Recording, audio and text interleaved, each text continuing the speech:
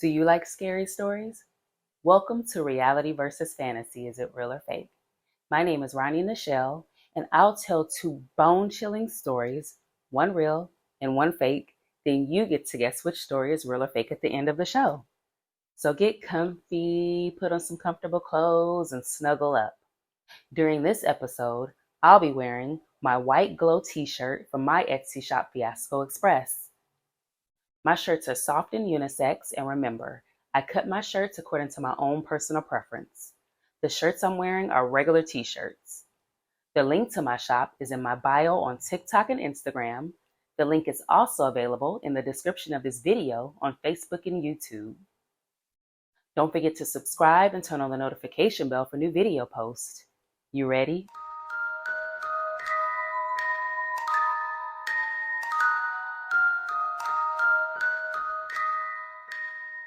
Ghost sightings and ghost hauntings give those who love it an adrenaline rush. I personally wanted to go on a ghost hunt myself to get the feel of what it's like to encounter the unknown. But what about the skeptics? I call this story The Ghost of Oxford Milford Road.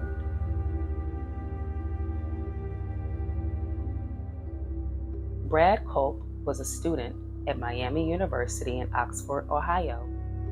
Brad remembered hearing rumors about the town being one of the most haunted places in America. Brad was interested in writing and decided to start an on-campus magazine.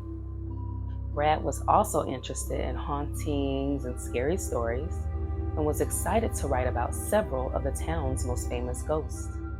Not long after his story published, Brad kept finding himself thinking about one ghost in particular, the ghost of Oxford Milford Road.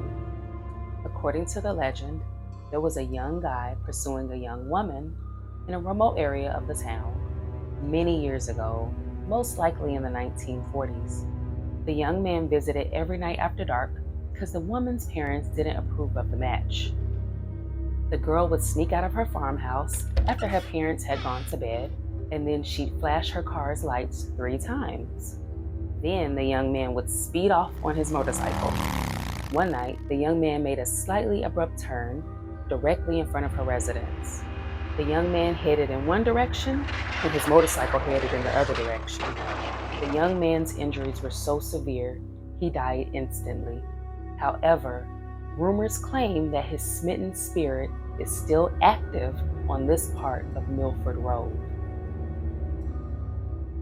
Culp, his then girlfriend, now wife, and friend, made the decision to go there one night in order to check the story out of curiosity. Culp's then girlfriend was concerned she might go crazy if she saw something scary. More so than Culp, his girlfriend was a believer in hauntings and ghosts. Because Culp believed none of this to be real, he was mostly concerned about his suspicions. As they passed the supposedly haunted residence this particular night, Culp had an idea.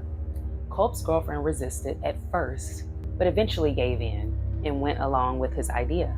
Culp turned a short distance into the farmhouse's driveway.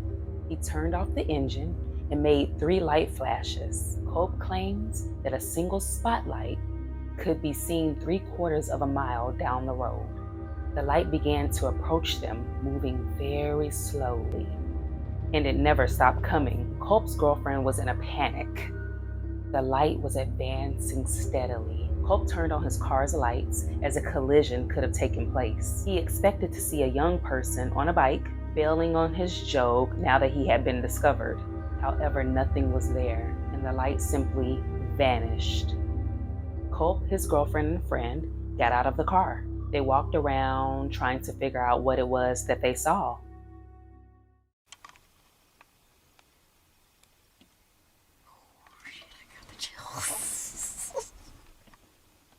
I just want to make sure it's not a real car coming.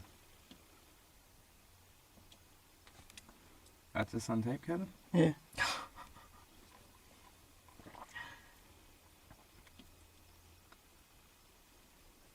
No, that's pretty bright. Okay, maybe turn the car on. No. What if it's a cop?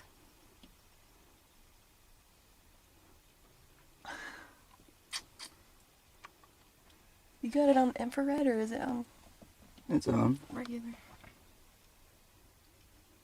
See. That's what? a car in it. I don't know.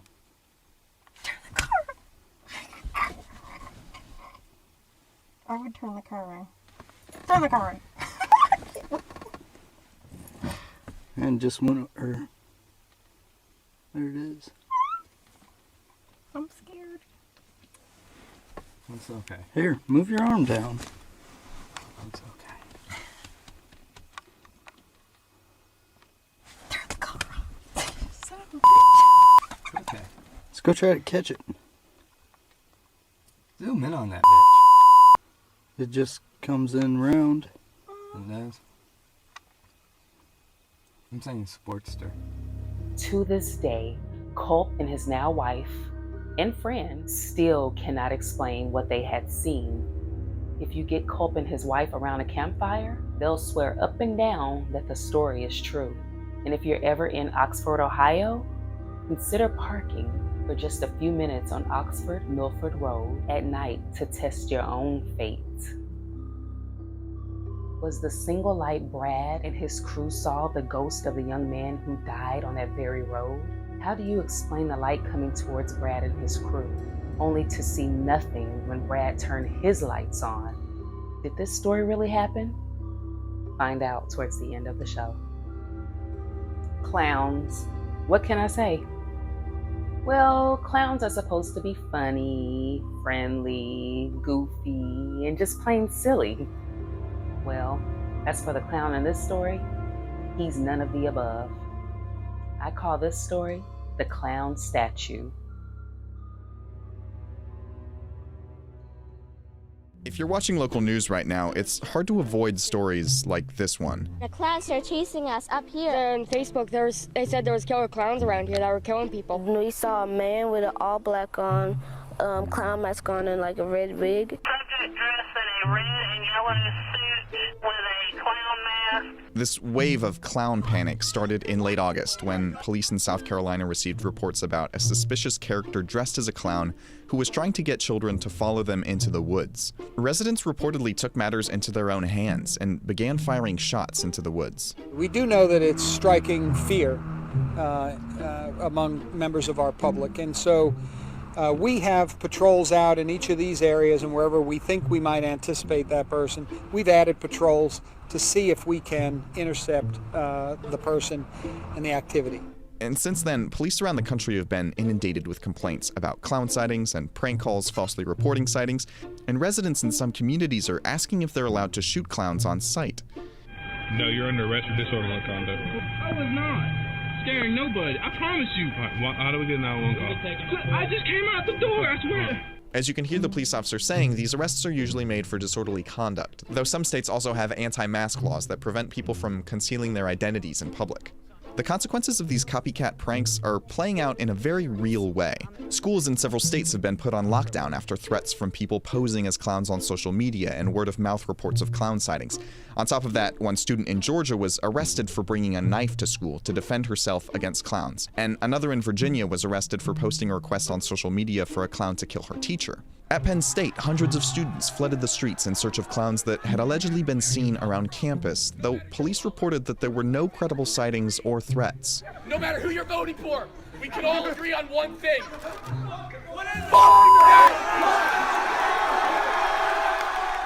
Turns out the clown backlash may be more dangerous than the pranksters themselves. At the end of September, a 16-year-old who was allegedly scaring neighborhood kids while wearing a clown mask was stabbed to death after a confrontation. One night, Sage was babysitting for a very wealthy family in a large mansion with lots of rooms and tons of fascinating antiques and artifacts.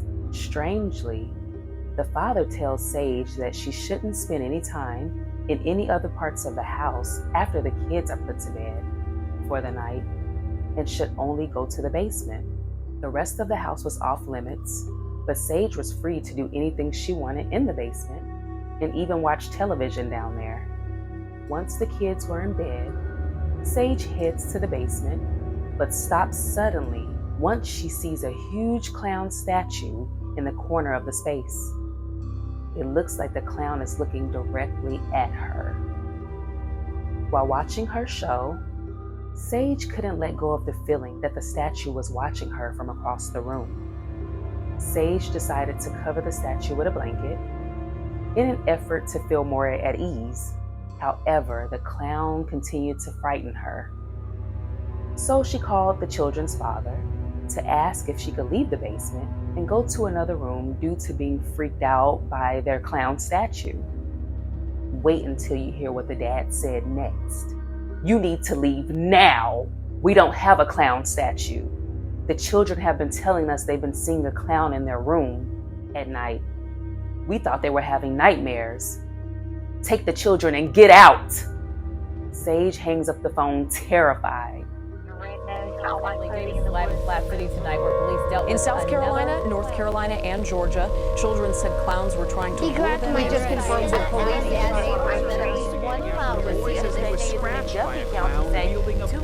Sage turns around, but the statue is gone, leaving only the blanket on the floor.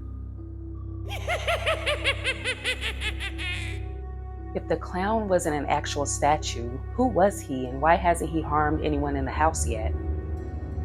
Was the clown a friend of the family playing tricks on the kids? How did the clown even get in the house? Did this story really take place? Or did I tell it to scare you? Find out next. And now, the moment you've been waiting for, the question of whether which story is real or fake. Here goes. Let's start with story number 1, the ghost of Oxford Milford Road. Is this story real? Yes, it is. How about we take a trip to Oxford Milford Road ourselves to experience the fright? And how about story number 2, the clown statue? Is this story real? Well, it can be, but thank goodness it isn't. It's fake. But this one definitely scared the crap out of me because it can really happen. Woo, that clown story got me, y'all. This concludes my episode. Thank you for tuning in. As always, I truly appreciate your support. If you like what you see, please like, share, and subscribe to my channel, Reality versus Fantasy, Is It Real or Fake? Until next time, bye.